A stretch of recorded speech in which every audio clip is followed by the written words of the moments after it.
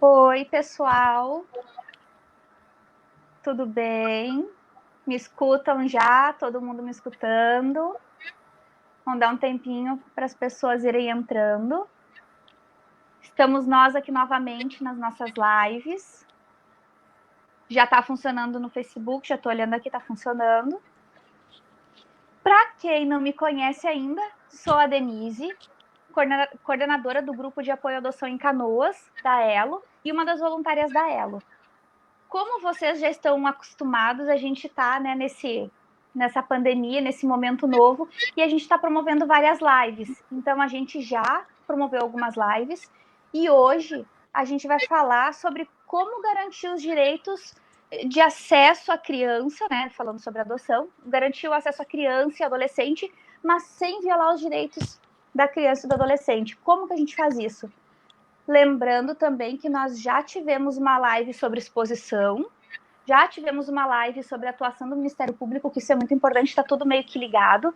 Então, se vocês quiserem completar um pouquinho mais as informações podem ir lá no nosso YouTube, que vão ter as informações lá também. Aproveitando para dizer que vocês podem dar bastante coraçãozinho, quanto mais coraçãozinho vocês colocam, mais o nosso vídeo fica visível no YouTube, fica no topinho do visível do YouTube. Então, podemos começar já. Como eu falei, eu sou a Denise, sou uma das coordenadoras do grupo de apoio à adoção em Canoas, e hoje a gente vai conversar com a Karine Causcaon, que é a assessora jurídica da Coordenadoria da Infância e Juventude aqui do Rio Grande do Sul. Muito prazer, muito obrigada por participar com a gente hoje. Karine, eu vou pedir que tu te apresente um pouquinho mais, falar um pouquinho mais de ti, e também já vou pedir que você comece o nosso assunto. A gente hoje vai falar basicamente sobre os aplicativos que nós temos, que é o que nos garantem o acesso a essas crianças e adolescentes, e vou pedir que tu converse e nos conte um pouquinho desses projetos, desses meios que nós temos hoje de acesso. Por favor, seja bem-vinda. Obrigada, olá, boa noite a todos que estão nos assistindo. Agradeço o convite da Elo, né, na pessoa do Peterson, que já é um grande parceiro nosso de muitos projetos. Né? Então, meu nome é Karine Causcaon, sou assessora jurídica da Coordenadoria da Infância e Juventude desde março de 2016. A CIJ é um órgão de assessoramento, né, da infância e juventude, né, para os servidores e magistrados aqui do Tribunal de Justiça. Então, só para quem ainda não conhece a CIJ ela é composta por 27 juízes, né, de infância inicial, intermediária e final, e por 2 desembargadores com competência na Ministério da Infância e Juventude, né, que estão sob a coordenação da juíza corregedora, a veterinária Cristina Leona Cancelari. No nosso corpo técnico, né, nós temos 2 assistentes sociais também, a Graziela Milani Leal, que já esteve aqui em outras 2 lives falando sobre adoção internacional e sobre o SMA, né? E a Marleci Ockmeister, que estará aqui, acho que na próxima semana, acredito, para falar sobre Isso mesmo. Isso. Então, dentro da CIS, né, além dessa assessoria jurídica, né, na matéria da infância e juventude, eu acabo monitorando os projetos de adoção tardia, de busca ativa. Né? Então, por ordem cronológica, eu vou apresentar um pouco para vocês cada um dos nossos projetos, né, que ao total são 4, e que eles fazem parte, né, da campanha Deixa o Amor Te Surpreender. Então, por ordem cronológica, né, a gente começa com o projeto Busca-Ser. O Busca-Ser, ele consiste numa tabela, que é disponível no nosso site, né, que constam as iniciais, o nome de cada criança, a data de nascimento, o gênero, a raça, a situação jurídica, né, e a situação de saúde. Ele acaba aparecendo o nosso projeto um pouco mais frio, assim, porque ele não tem rosto, ele não tem uma mídia, ele só tem essas iniciais. Assim. Então, para participar, né, enfim, cada indicação de criança e adolescente, ela é determinada a partir de um despacho judicial, né, que vem para a CIJ para inclusão. Nós incluímos, então, nesse nosso controle, que é um site, né, que é o site, acho que até depois vocês vão passar o link, ele fica disponível, ele é aberto a todos, né. Então, tanto pretendentes habilitados como não habilitados têm acesso a essa planilha, né, então ele fica disponível para qualquer pessoa acessar. Isso aí está o site aí embaixo. Então, clicando nele, vocês vão ter acesso a essas crianças indicadas, né, crianças e adolescentes indicadas. Como é que funciona a execução dele? Né? A comarca nos manda e nós incluímos, né, essa criança, esse adolescente. Vindo manifestação de interesse, nós encaminhamos a comarca de origem, né, e a comarca de acolhimento, enfim, da criança e do adolescente. Né? ele é um projeto que desde 2016, então, né, ele está em execução, em pleno funcionamento. Né? Então, na verdade, assim, só para trazer um pouco de dados, assim, né? Nós temos 270 crianças e adolescentes ativos no projeto, nós já tivemos 154 manifestações de interesse, 6 em guarda atualmente e 29 crianças adotadas. Então, a gente até brinca assim, que ele é um nosso projeto que ele não tem foto, não tem nada, mas ele tem um número bem elevado e ele, apesar dos outros projetos, ele continua em pleno funcionamento. Nós Ele tem um temos alcance muito alto, acho que até por ser aberto, ele acaba atingindo muitas pessoas. É verdade, ele tem, assim, o alcance dele é bem expressivo mesmo. Então, a partir desse projeto, né, a gente começou a pensar em outros projetos. Então, né, pesquisando, assim, muitas práticas de sucesso que a gente teve, né, no país sobre adoção tardia, né, e a partir das proposições da nossa Corregedora-Geral de Justiça à época, né, a desembargadora Denise Oliveira César, nós fomos provocados a pensar em projetos que tivessem a divulgação de imagem, né.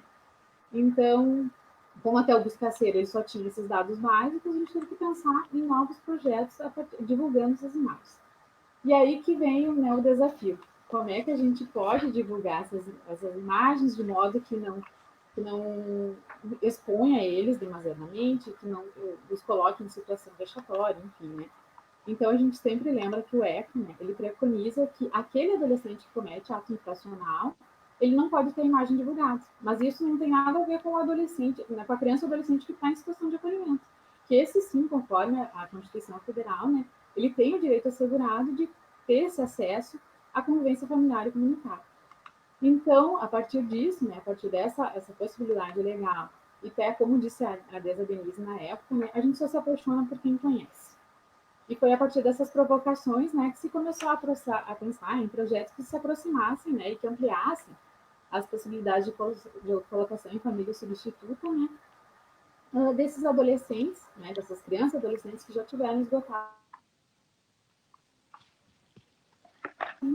Então, claro que na época, né, esses projetos causaram um certo espanto, né, em alguns, porque como é que a gente poderia divulgar imagens sem expor, né? Como é que a gente faria isso com todo um cuidado, né? Com uma preparação técnica de cada um. Então, como é que a gente faz? Só assim, só para referir. Com exceção do Buscacer, né? Toda criança e adolescente incluído, né? Ele é lido um termo de consentimento a ele. Então, a gente esclarece para que fim vai ser utilizada aquela mídia, né? E se ele tem, e ao final ele pode aceitar ou não a inclusão no projeto, né? Então, ele lê, sabe para qual fim é essa inclusão e ele pode aceitar ou não. Porque a gente sabe que muitos não têm, né, como sonho, um projeto adotivo. Então, se aceita, né, e eu acho que é o importante mesmo, porque é a vontade deles que deve prevalecer. Né? Então, aceitando, eles assinam, assim, o guardião e o juiz, né? E aí que a gente começa a falar sobre os projetos que utilizam as mídias, né? Então, também por ordem cronológica, veio o aplicativo Adoção. Apesar de todos os trâmites dele iniciarem lá no ano de 2016, né, somente em agosto de 2018 ele foi lançado. Né? Então, ele é uma parceria firmada entre o Poder Judiciário, a PUC e o Ministério Público aqui do Estado, né, com o apoio do Nilson Ayala, que é um grande entusiasta no assunto da adoção. Então, a partir do dia 10 de agosto, né, a gente foi possível esse cadastramento das crianças e adolescentes que estariam disponíveis para adoção, né, que tiveram interesse em entrar enfim, em ser inseridos nessa nova, né, ferramenta, né, que é o aplicativo, e também foi possível, né, o cadastramento de pretendentes interessados em acessá-lo. Né. O app ele também tem um perfil que é aberto para os juízes, promotores e pelas equipes técnicas do Poder Judiciário. Então, ele é só um poder de consulta, né? Ele é só um acesso para um perfil de consulta. Né? A gente não pode manifestar interesse, mas a gente consegue entrar lá e visualizar quais são as crianças e adolescentes que estão disponíveis à adoção pelo app. Né?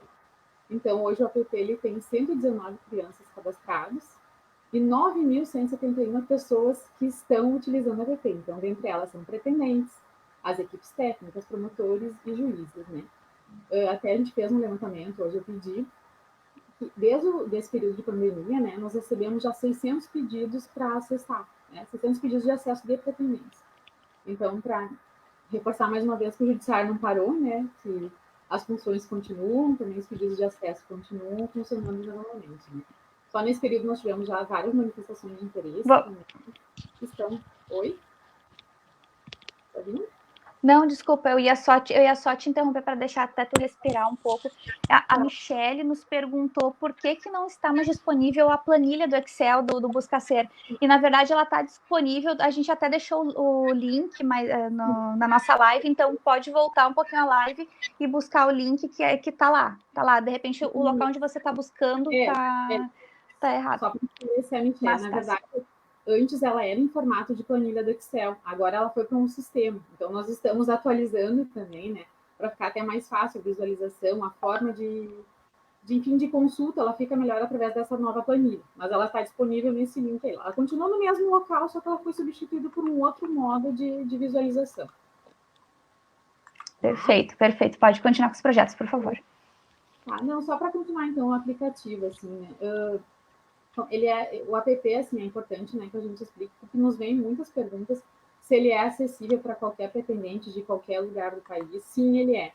Independentemente do perfil, né, que se está cadastrado lá no CNA, do perfil escolhido no CNA, né, ele é disponível para qualquer pretendente do país, não só para nosso do estado. As crianças e adolescentes incluídos no app, sim, são só as do estado, né, mas os pretendentes são habilitados nacionalmente, né. Nós também temos a possibilidade de pretendentes estrangeiros, né, visualizarem, né, eles podem ter acesso a essas mídias através dos organismos, né, internacionais cadastrados. Porque o JPP ele já tem, foi criado já as 4 línguas, a versão para 4 línguas, então ele está disponível internacionalmente também. Tá? Então, como é que ele funciona? Né?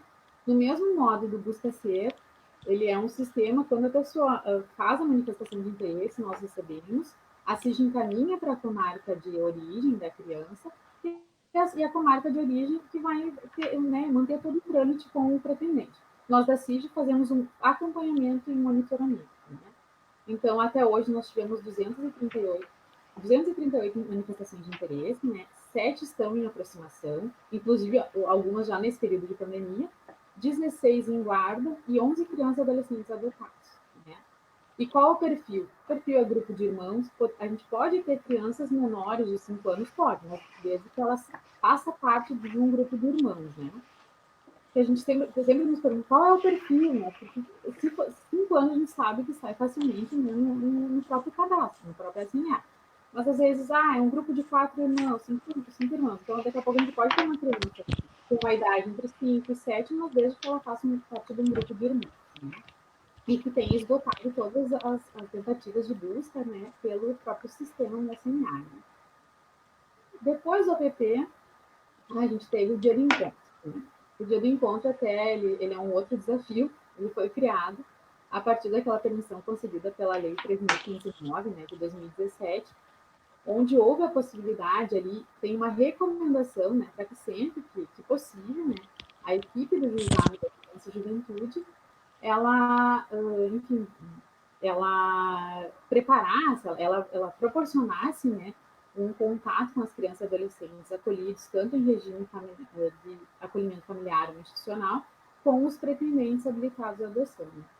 Então, a partir dessa proposição, né, nós criamos o Dia do Encontro, que é um evento que acontece todo mês de maio e outubro de cada ano, né? Ele foi um projeto criado para o Estado, né? Como a nossa sede é aqui em Porto Alegre, nós acabamos auxiliando, né, na condução da comarca aqui de Porto Alegre. Né? Eu só queria referir, que eu assisti até na live, acho que foi de sexta-feira, da doutora Sinara, uma consideração que eu não lembro de quem foi, se foi da Liz ou alguém falando sobre a preparação, que seria importante, né, a preparação desses pretendentes para o próprio dia do encontro. Né? Então, eu só queria referir que sim, ela existe já. Desde a primeira edição do dia do encontro, né, nós pensamos até nisso, em como seria, que é um desafio, né, a gente proporcionar um evento que todos têm muitas expectativas, tanto os pretendentes como as crianças, né, então a gente sempre proporciona essa reunião preparatória, né? Essa reunião preparatória, né, o comparecimento a ela, é uma condição, né, para poder participar do dia do encontro ou não, né? Então, nessa reunião, o que a gente faz? Nós passamos qual é o perfil que estará naquele dia do encontro, informações, o local eles só sabem nesse dia também, informações básicas de como eles devem se portar, que tipo de abordagem eles podem ter com as crianças. A gente orienta que eles não falem, que eles não perguntem o motivo da destituição, quanto tempo está acolhido, enfim, que eles não entrem em questões pessoais da vida, porque daqui a pouco pode surgir um problema que seria desnecessário no momento que é para ser só de interação e diversão, né? Então, Há uma preparação tanto do adulto quanto da criança, então. Né? Então, a gente pensa nisso assim, de modo que, orientando eles que eles não entrem nesses assuntos, né? Que eles se proporcionem, que eles se permitam conhecer qual é a realidade do acolhimento, né? Então, ninguém vai lá achando que vai encontrar um bebê, né? Eles já estão preparados para saber qual é o perfil que vai estar naquele dia lá e como que eles devem proceder, né? Enfim, todas as manifestações de interesse desse dia, elas são posteriores, né? Ninguém ali no dia manifesta interesse em ninguém. Todos a gente tem um controle para sempre as manifestações de interesse, tenham só a partir de segunda, que todos vão com calma, né? Pensem que ninguém, porque é bem o que o Peterson sempre fala, a gente não tem que romantizar, né, a adoção. Na verdade, então todo mundo deve ir para casa, pensar bem se é isso, se é esse perfil que efetivamente consegue dar conta, enfim, consegue lidar, né? Então, e outra coisa que é a falando de preparação, que eu vi que alguém falou, né? A Tássia falou de preparação. A gente não faz só a preparação com o pretendente. A partir até de uma ideia da Tatiana, assistente social aqui de Porto Alegre, né, lá do vídeo, a gente começou a preparar também as crianças e adolescentes participantes. Por quê? Porque vinha muito para nós, chegava muito para nós aquela preocupação assim, como é que eu vou lidar, principalmente o acolhimento, como é que eu lido com o pré-dia e com o pós-dia, né? Como é que eu lido com as expectativas? Porque ninguém está indo sem saber o que vai acontecer. Todo mundo sabe que é um encontro, que estão lá pretendentes à adoção, né? Ninguém mente que é uma festa, alguma coisa assim. Todo mundo sabe para que fim é isso. Né? O que a gente sempre diz é que é uma tarde para proporcionar um encontro, né? Mas que pode sair dali uma futura adoção. Né? Então, às vezes é importante a gente dizer que há essa preparação, mas que a gente sabe que eventualmente pode surgir, né? Enfim, alguma frustração, porque daqui a pouco nem todos vão ser, né? Vão receber manifestação de interesse. Então, a gente já teve 3 edições, né? Nós íamos ter uma agora em maio, e em virtude da pandemia nós tivemos que suspender ela, né? Até assim, nós não temos data ainda para ela acontecer, mas a gente recebeu 44 manifestações, né? Nós temos 4 em guarda e 9 adotados, né? E para esse dia do encontro acontecer, assim, a gente sempre conta com a participação de voluntários. São voluntários que fazem oficinas de judô, de futebol, de pintura, de música, de rima, de dança, de karatê, enfim. São vários parceiros, né, que a gente conseguiu arrecadar, né, a cada edição, melhorando, né, até qualificando, para proporcionar que a gente consiga mesmo fazer com que eles interajam, né? Porque o objetivo é que a gente se permita, né, que cada pretendente se permita conhecer, né, cada criança e adolescente, e que o adolescente também se permita conhecer esses pretendentes, né? Então, aparentemente, a gente está conseguindo assim, qualificar cada edição, né, de forma a que a gente consiga visualizar quais são, às vezes, assim, como a gente fala. A primeira edição a gente não contava ainda com a preparação para as crianças e adolescentes, na segunda a gente já pensou nisso, né? Então, a cada a gente vai se qualificando. Vamos ver o que nos aguarda na próxima, né, na quarta. Então, por último, a gente tem o projeto, né, o Adote um Pequeno Torcedor T. Né? Ele é um projeto inicialmente idealizado lá pela segunda vara da infância e juventude do município, né? Que o Dr. Hélio Braz nos anuiu com a execução dele aqui. Então, lá é Adote um Pequeno Torcedor, aqui intitulamos de Adote um Pequeno Torcedor T. Né?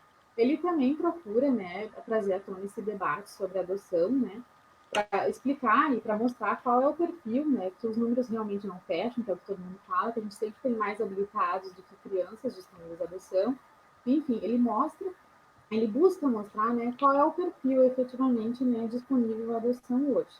Né? Então, nós não tivemos nenhuma manifestação de interesse, né, nele até hoje. Nós temos 17 incluídos nele. Ele está disponível também no nosso site para consulta, então lá vai ter fotos, vão ter vídeos de cada criança, né? Mas ele proporcionou que essas crianças e adolescentes conhecessem o estádio de futebol, que eles interagissem com a sociedade civil, né? Muitos, até o Grêmio nos possibilitou que a gente levasse essa turma a conhecer o CT, conseguissem autógrafo dos jogadores, né? Enfim, foi um momento bem legal também, que eles puderam eles puderam conhecer e interagir, né? Nesse momento do Adote um Pequeno Torcedor, a criança também faz aquela assinatura, faz aquele consentimento verbal do consentimento para poder participar também? Sim, todos, com exceção do Busca Ser, todos eles têm a assinatura do termo de consentimento. Né? Eles têm que saber, enfim, né? Porque ainda mais o projeto Adote um Pequeno Torcedor, ele é aberto para habilitados e não habilitados, né? Porque qualquer pessoa que vá no estádio pode visualizar a foto, né, e o vídeo dele lá no telão. Né? Então, todos eles assinam, né? É um consentimento, é livre e esclarecido. Né? Ali eles estão entendendo e eles assinam e eles podem aceitar ou não. Né? Havendo a indicação técnica, havendo, né, a determinação judicial e o termo de consentimento assinado, né, o adolescente é incluído. Né? Nós temos todos esses cuidados para a inclusão, né, dessas crianças e adolescentes disponíveis à adoção nos nossos projetos. Né? Então, assim, eu até só queria encerrar. Foi rápido, mas é muita coisa também. Mas se a gente pensar, né, somando todas as adoções já concretizadas nesses projetos, né, as aproximações em andamento, as guardas em andamento, né, nós podemos sonhar com 69 adoções concretizadas. Né? Então, de um perfil que, de repente, poderia estar lá no sistema até hoje, ou completando 18 anos. Né? Então, acho que é muito válido. Agora eu vou lhe perguntar, existe o SNA, que é o cadastro, lá, que é o cadastro que existe, e existe os habilitados. Era para isso acontecer naturalmente. Aí nós temos esses projetos que são projetos que também visam esse amadurecimento de perfil, porque bem ou mal a pessoa que acaba enxergando a criança acaba amadurecendo uma ideia de uma criança um pouco maior em casa. E também visa que ela apareça, como você falou, a gente só se apaixona por quem a gente enxerga, então visa essa exposição. Mas eu pergunto, e a busca ativa, aquela que é feita por grupos de apoio à adoção, até que ponto ela é válida, até que ponto ela é útil, né, da visão legal e da visão emocional, talvez, mas até que ponto ela ajuda? Entendi. Denise, assim, é uma questão bem interessante, sabe? Eu acho que vai depender muito da realidade de cada comarca, né? Do magistrado saber, conhecer, né? Qual é a postura até ética de cada grupo de apoio, enfim, né? Da proximidade que o juiz tem, né? Com esse grupo de apoio. E, na verdade, assim, tal como já acontece com os outros projetos, né? Se o magistrado confia no projeto, né? Confia no trabalho até do grupo de apoio, ele pode sim, né, fazer essa busca ativa através dos grupos também, como a gente sabe que de fato já acontece aqui no estado também. Né? Eu acho que de forma segura, de forma assim, como é que eu posso dizer, que tenham todas as precauções, né, que a gente sabe que devem ter, né, e sendo sim o adolescente também escutado, como a gente já faz nos nossos projetos aqui da CID, né, pode ser válido, né. Eu acho que vai depender da realidade de cada comarca, assim, se o magistrado entende que o trabalho é adequado, né, e que efetivamente ele sabe aonde é que vai circular essas imagens, né, ele sabe como é que é o trabalho realizado pelo grupo, né, ele vai poder fazer, né, ele vai poder fazer também essa busca através desse nome. Né? A ela, até por uma questão de logística, a gente entende que precisam ser pessoas bem capacitadas para fazer esse trabalho, a gente acaba não fazendo, a gente justamente acaba dando visibilidade aos projetos da coordenadoria, porque a gente até entende que talvez não seja necessário o nosso trabalho enquanto mais um, mas sim o nosso trabalho seria de divulgar e de fomentar esses projetos que já existem dão resultado. O que é mais interessante é que eles dão resultado. Então, não teria por que a gente entrar junto nesse viés e sim fomentar os projetos da coordenadoria.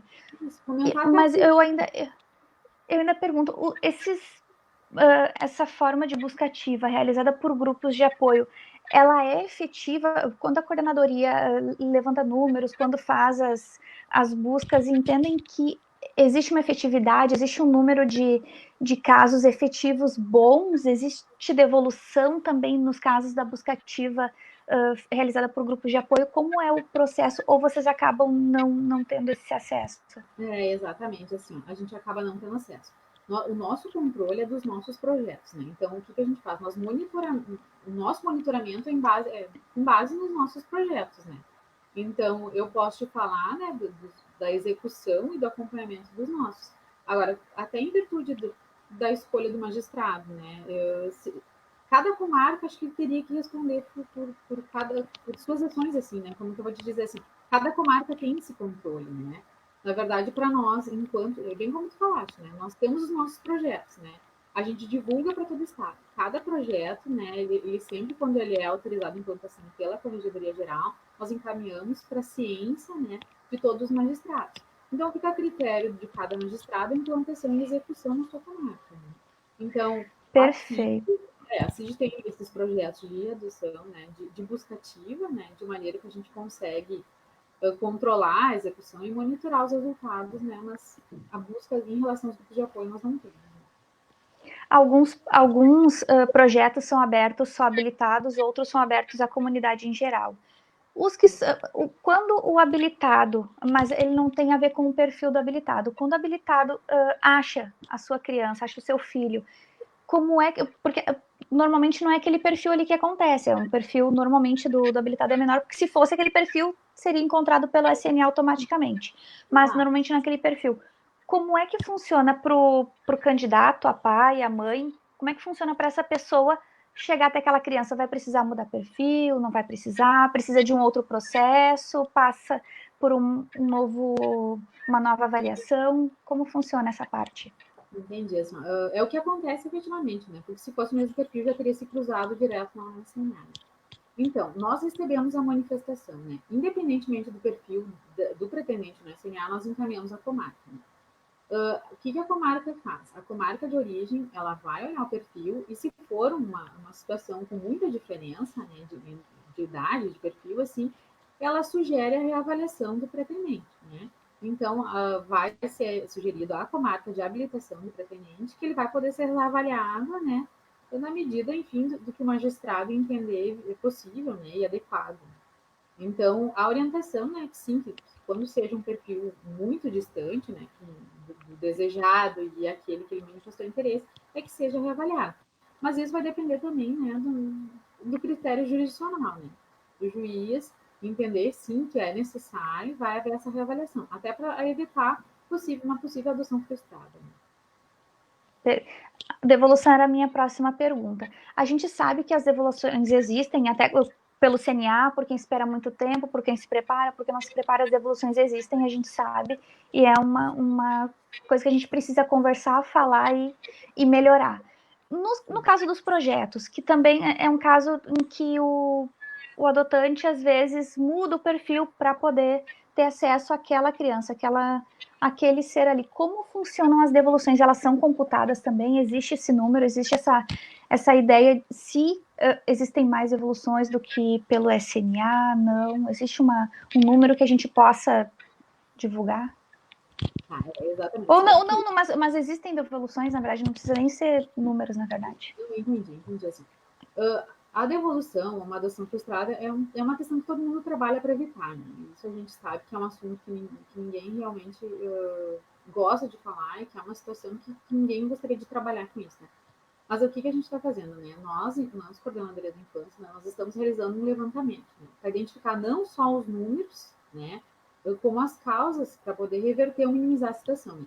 Hoje nós não temos esse número, né, mas como eu disse, nós estamos realizando esse levantamento. Porque não adianta a gente só ter os números e não saber identificar as causas, né? Porque nós, enquanto CID, né, nós temos que fazer esse assessoramento para qualificar a prestação jurisdicional né, e técnica nas comarcas. Né? Então, quando possível, assim, né, nós vamos tentar fazer esse levantamento, né, e se seja possível ou não a divulgação, mas que a gente precisa identificar qual é a causa, né? Porque a gente sabe que existem inúmeras causas, né, às vezes que podem existir, mas hoje a gente não tem computado isso. Né? Perfeito, perfeito. Quero aproveitar para falar para as pessoas que quiserem fazer as perguntas, podem perguntar que a gente vai respondendo ao longo da live, conforme a gente vai conseguindo. Vou lhe perguntar agora.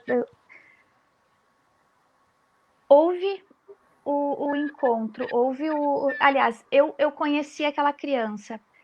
No caso lá do, ai, perdão, do app, que é um vídeo, quando a criança tem irmãos, os irmãos aparecem junto no vídeo ou eles aparecem separadamente e aí nas instruções aparecem as informações? Como funciona esses detalhes? Entendi. O aplicativo, assim, quando é uma adoção conjunta, tá? Os irmãos todos aparecem juntos. Então, são fotos e vídeos, né? E no vídeo vai aparecer todos os irmãos. Quando a adoção é em separado, também vai haver, né? Ou vai dizer assim, com possibilidade de separação, como já é no Buscacer. Porque às vezes os irmãos aceitam ser adotados juntos, mas pode haver a separação, né? Então, sempre vai ter essa informação, né? Tanto no app como no aplicativo, no Buscacer, nós temos essa informação, né? De quando é possível a separação ou não, né? E muito sempre vem a pergunta, né? De grupos de irmãos, quando tem um menor, se é possível ou não a separação. Então, a gente sempre fala. Estando lá, eles em conjunto, não há possibilidade de separação até uma determinação, né, judicial diferente. Existe um perfil pré-definido para que a criança esteja apta a participar de um dos projetos ou não? A partir de, né, de indicação técnica, uma determinação judicial, toda criança e adolescente que tiverem esgotadas, né, a busca pelo SMA podem participar, né? Desde que tenham, né, o termo de consentimento assinado, né, que aceitem participar, que tenham sido esgotadas as buscas pelo SMA. Né? E a equipe técnica acaba monitorando e vocês passam vem de lá para cá a informação. E Sim, daí o monitoramento, como é que acontece, né? A gente tem um monitoramento, dependendo das fases, né? Na verdade, assim, toda manifestação de interesse, 48 horas depois, o pretendente já tem que receber um retorno na Conar. Então, nós vamos monitorando a cada prazo, 48 horas para esse primeiro contato, uma semana para dizer qual é o primeiro, enfim, quando vai ser o primeiro contato do pretendente com a criança. Todo o monitoramento é feito pela CIG, né? Até a efetiva adoção. Então, a gente sempre acompanha, então sempre vem o retorno da equipe técnica, né, quando existente nas comarcas, ou se não, do próprio gabinete ou do magistrado. Né. Eu até queria falar, assim, de uma situação que a gente está acontecendo no dia do encontro, que é bem... que até estava eu e a Grazi, assim, na porta do local lá, e uma adolescente de 17 anos, né, ela entrando, assim, já, uma cara, assim, já que não estava ali, estava totalmente contrária, parecia que ela não estava gostando de estar ali. Daí ela passou e nós, o que houve? Ah, eu sei que sempre vai ser a mesma coisa. Né?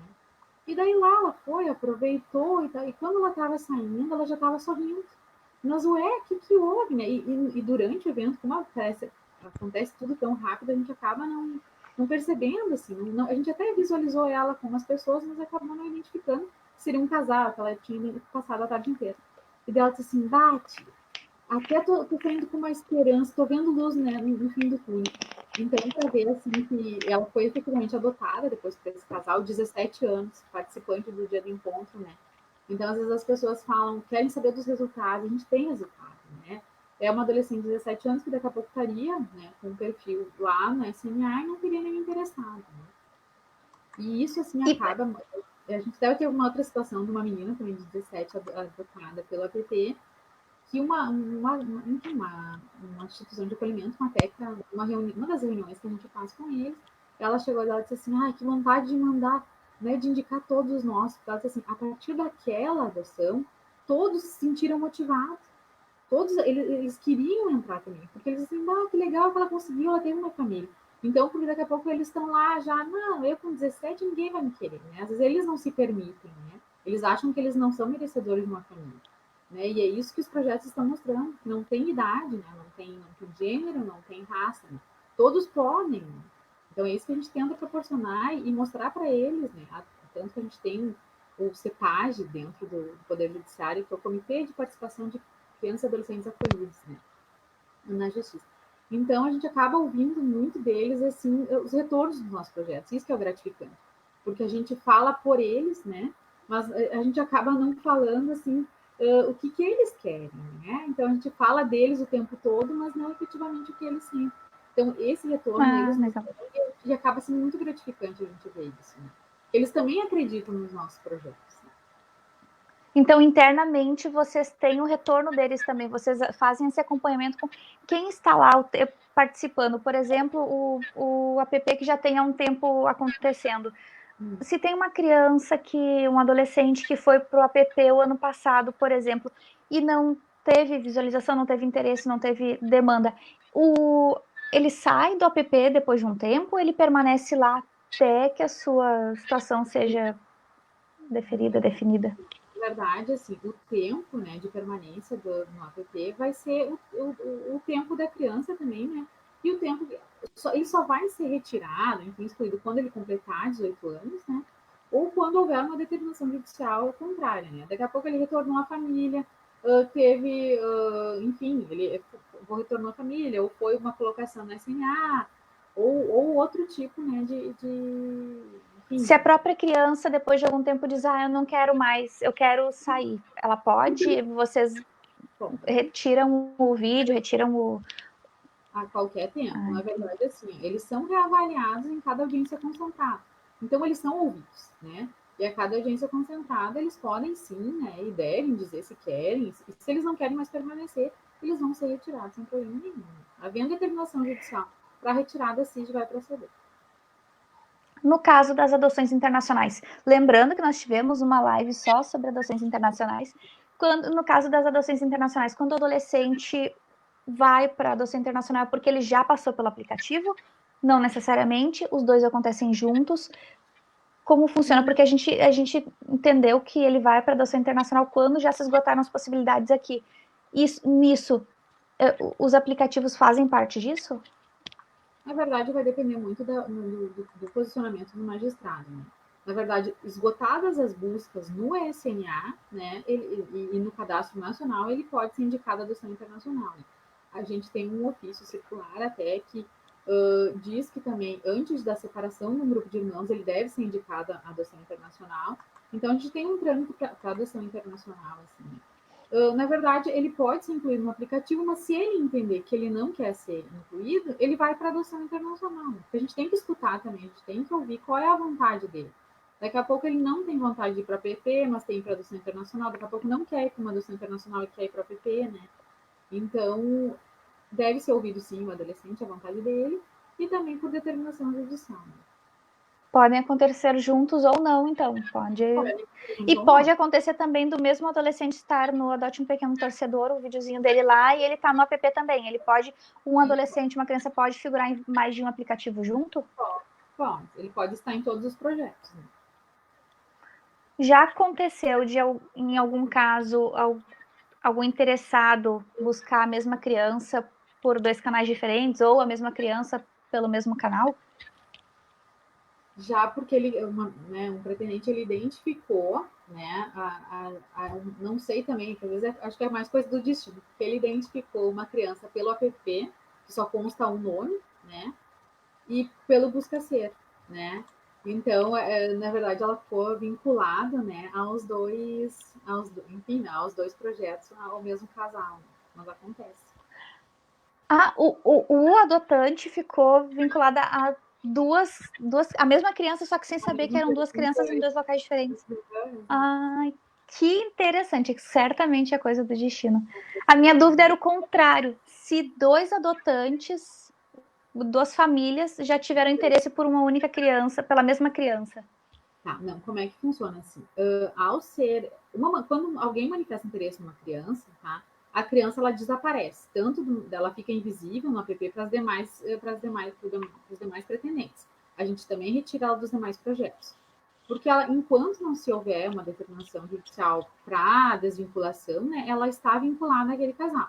Então, só um casal vai conseguir visualizar. O que acontece no app que a gente às vezes vê? Foi inserido uma criança, ele favoritou. O favoritar não quer dizer que manifestou interesse. Né? Então, às vezes, até a pessoa se habituar à utilização do app, ele acaba não identificando a diferença, né, entre o manifestar interesse e o favoritar. Então, ele vai lá, favorita, mas ele espera, vou esperar mais um pouquinho. Nisso, alguém foi lá e já manifestou, então essa criança vai desaparecer do app e dos demais projetos. Né? Então, até vou voltar um pouquinho. Como a criança, como adolescente, ele participa durante algum tempo, ele pode ficar lá no app 1 mês ou uma semana, ou pode ficar lá durante 2 anos, que é o tempo que ele está acontecendo, o vídeo está lá. Esse adolescente está criando expectativa. Como é que isso é trabalhado com a criança, com o adolescente? E e também as equipes técnicas por trás, lá no acolhimento, porque na verdade vocês estão ali coordenando o projeto, mas quem está ali o tempo todo com a criança é a equipe técnica que está lá no acolhimento. Como é que o CIG trabalha isso e faz essa interlocução com a equipe técnica da casa de acolhimento? Na verdade, assim, nós da CIG, né, nós trabalhamos diretamente com as equipes técnicas do judiciário, né?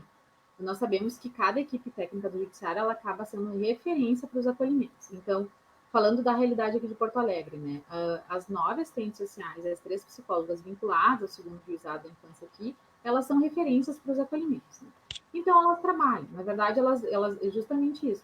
É para trabalhar a expectativa, né? Eu acho que até não é tanto a expectativa do APP, que a gente visualiza, assim, a gente acaba recebendo bastante informação, é em relação ao dia do encontro. Como é que eles trabalham a expectativa dessas crianças para participar de um dia, que é só aquele dia. O APP é uma coisa eterna, né? Daqui a pouco a criança assinou o termo e acaba nem lembrando que ele está lá com o vídeo exposto. Então, na verdade, assim, a gente sempre tem essa preocupação, a gente faz essas reuniões sempre com a equipe do acolhimento, também para explicar o que é cada projeto, né? E com as equipes, sempre com a equipe também aqui do judiciário, né? Na verdade, a gente sabe que eles têm reuniões sistemáticas, né? Onde estão trabalhadas essas questões. Então, nós diretamente, nós não trabalhamos, com exceção do dia do encontro, que a gente acaba fazendo um pouco da apresentação do evento, mas a gente sabe que cada acolhimento aqui de Porto Alegre tem uma técnica de referência, onde são abordados esses projetos, a situação daqui a pouco de cada um naquele momento, né? A vontade de querer participar de um projeto adotivo ou não. Enfim, então sempre esse contato com o acolhimento e a equipe técnica do judiciário é essencial, né? Porque é isso também que acaba trazendo para o processo, né, a realidade, a situação atual do adolescente.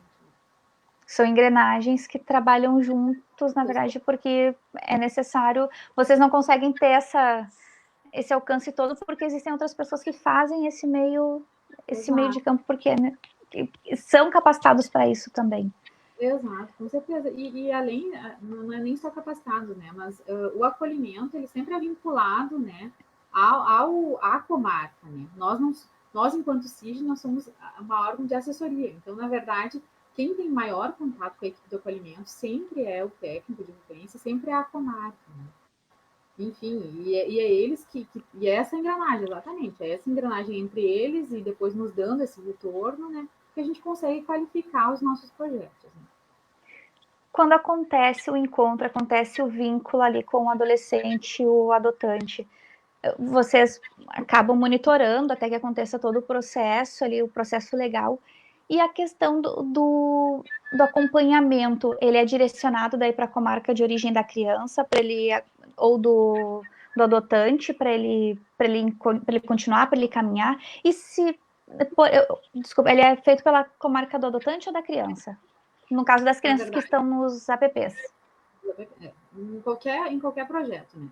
O nosso monitoramento é sempre enquanto a comarca da criança, né? Quem faz o contato entre...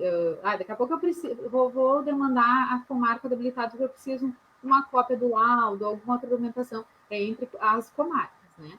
Então, nós sempre demandamos as manifestações de interesse e monitoramos pela comarca das crianças e adolescentes, pela comarca de origem, sempre deles, né? Das crianças e adolescentes. Ah, entendi. Sempre na comarca da criança. Então, quem faz todo acompanhamento, todo cuidado, já é aquela comarca que já está habituada com aquela criança, que já conhece aquela criança, não vai ser uma comarca nova. É quem tem acesso ao processo do acolhimento, né, da destituição, é quem conhece a realidade, né, quem tem acesso à situação atual, ao momento atual da criança, né, é a comarca, né, a comarca. A Tácita fez uma pergunta e eu vou fazer essa pergunta porque acho que é importante. Existe algum retorno das equipes técnicas acerca de como os adolescentes ficam quando não ocorre a manifestação lá no dia, depois do dia do encontro, o dia seguinte, o dia após, como tu havia comentado? Na verdade foi bem isso, assim, essa pergunta Tácita é bem a resposta do que aconteceu, né? Em virtude até disso, da gente sempre acabar recebendo, né, essas informações, assim, que eles ficavam frustrados, porque daqui a pouco só viam o fulano, né, o meu colega de casa receber ou não. Então, na verdade, em virtude disso, a gente acabou criando também essa reunião preparatória para eles, né? Porque é um evento para eles também, não só para os pretendentes, mas eles também, né, são parte interessada, né? Enfim, a gente deve toda essa proteção integral. E, na verdade, essa reunião preparatória com as técnicas, né? Então, foram as assistentes sociais e psicólogas que conversaram com eles, né? Para preparar. O que é uma expectativa, né? Porque todo mundo tem expectativa em qualquer momento da vida, né? E como é que a gente seria uma melhor forma de prepará-los, né? Para esse momento. E para esse momento que daqui a pouco pode não existir, que seria um não recebimento, né? De manifestação de interesse nenhum, né? Então, existe uma preparação, né? Existe também um suporte assim, essencial do acolhimento, né? São eles que ficam, que passam o pós também, né? Então, acho que é importante ressaltar que o trabalho do acolhimento é essencial, né? E para esse suporte que eles realmente precisam depois, né? Porque é com eles que eles vão, né? Enfim, qualquer questionamento, qualquer. Até a Tasta fala do aspecto emocional. É com eles que eles vão procurar esse suporte, esse apoio. Né? Perfeito. Pensando nisso, a gente tentou qualificar, né, a outra edição já para ter também essa preparação dele. Né? Então, é bem o que tu falaste, a gente tá melhorando a cada edição, vai vendo o que teve de errado para poder melhorar na próxima. No caso do Busca Ser, nem sempre a criança sabe, o adolescente sabe que está participando, porque é meio que automático, ele vai... Aliás, ele sabe que está participando sim, mas ele não se dá conta, porque afinal de contas não fica visível a ele. O app é a mesma coisa, ele não fica visível. No Adote um Pequeno Torcedor Tchê, ele está envolvido numa situação de alegria, que é visitar um estádio. No dia do encontro tem uma situação um pouquinho diferente, que é que na verdade ele sabe que está indo para isso e existem pessoas lá que estão esperando também um filho. Pergunto, como tem essa questão emocional toda, como é que vocês definem o número de participantes? O número de crianças é menor que o número de adultos? O número de adultos é maior que o número de crianças? Como é que vocês chegaram a essa conclusão e como funciona? É difícil mesmo, assim, é uma matemática. Na verdade, assim, a gente sempre tem né, um número de inscrições maior do que a gente realmente consegue, enfim, né, estruturar, porque é complicado. Então, a gente seleciona, assim, são até 100 crianças e adolescentes do estado, tá? Então, nós temos um número X para a comarca de Porto Alegre, a gente abre as inscrições para crianças de fora da comarca de Porto Alegre, até para daqui a pouco proporcionar, né, que eles possam participar também. Então, para a pretendência, a gente tem um número maior, é um pouco acima de 1 por 1, né? Então, a gente fica em torno de 120, 140 pretendentes, né? Pessoas, na verdade, pessoas que poderão participar, né? Daqui a pouco pode ser casal ou não, então são 140 pessoas. Tá, mas eu digo efetivamente no dia do encontro. Acontece. Pro dia do encontro lá vai acontecer no sábado agora e vão ter 8 crianças e 20 adultos? Ou vão ter 8 crianças e 8 adultos? Ou vão ter 20 crianças e 8 adultos? Como, efetivamente no dia, como vocês fazem o cálculo para colocar mesmo eles em contato? Uhum. Na verdade, assim, Denise, a gente sempre coloca um número maior de crianças, de pretendentes, né, do que crianças e adolescentes, porque a gente sabe que no dia acaba também, alguns não podem participar, e muitas atividades precisam, daqui a pouco é uma dança, biodança, então tem que ser 1 para 1, é em dupla, né?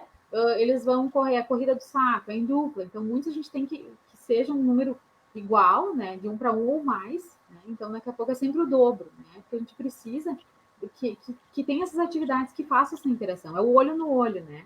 Então, eu preciso, para não deixar nenhuma criança e adolescente sem poder participar dessas atividades também. Ah, entendi. Sempre serão mais adultos, justamente para não ter esse risco. E tu falaste no início, então são vários envolvidos. Tem oficinas de música, capoeira, acontecem outras coisas até para tirar o foco daquela situação e para promover a interação. Isso. A gente sempre tem vários voluntários também, né? Que esses voluntários eles não podem ser habilitados à adoção, né? Então tem que ser são pessoas que não são habilitadas à adoção, que também assinam, né? Enfim, eles estão cientes que tudo que está ali é de sigiloso, não pode ser fotografado, não pode ser filmado, né? São totalmente voluntários. Lá no dia do encontro, existem psicólogos que ficam auxiliando, ou que ficam mediando, que fazem esse contato caso aconteça alguma situação inapropriada ou inadequada, tanto por parte de algum adulto quanto de uma criança? Tá. Geralmente assim, Nunca aconteceu, tá? Não teve nenhum tipo de intervenção, mas a gente sempre conta também com a equipe técnica do segundo juizado e os técnicos, né? Porque essas crianças e adolescentes são levados pelo técnico responsável de cada casa, né? Sempre vai um guardião. Então, todos os técnicos ficam lá também, né? Não saem de lá. Na verdade, eles já tiveram 2 momentos que eles ficaram conversando, na roda de conversa sobre temas, sobre adoção, sobre devolução, sobre, né? Eles ficam uma espécie de capacitação, mas eles sempre estão lá no local também, né? Então, a criança não fica sem qualquer suporte, sem qualquer contato de alguém que ele já conheça lá dentro. Ela não se sente, na verdade, ele desprotegida, ela sempre tem alguém que ela possa correr assim, não, vem cá, eu te conheço, fica comigo. Então, isso é bem importante, porque é que esse projeto em si é o que promove, é que é mais volátil, ele acontece, a interação ali é muito maior, por isso que a gente fica com mais dúvidas nele. E o cuidado de vocês, acredito que seja muito maior com esse projeto, envolvem, acredito que mais pessoas, porque, afinal de contas, outros envolvem os técnicos antes, mas esse é o tempo todo, durante, depois, e tem toda uma demanda que vocês acabam tendo depois também, para poder ter o retorno dos adolescentes. Então, por isso que as perguntas surgem mais do dia do encontro mesmo. E quando a gente tem os grupos de apoio, as pessoas também perguntam muito do dia do encontro para nós, para sanar dúvidas, porque existem justamente essas dúvidas. Tem crianças pequenas? Não tem? São grupos de irmãos? Não são? Eu posso ir? Por que eu não posso ir? Mas eu sou habilitada e o meu colega que foi habilitado junto comigo foi naquela turma e eu não fui naquela turma, porque existe essa dúvida.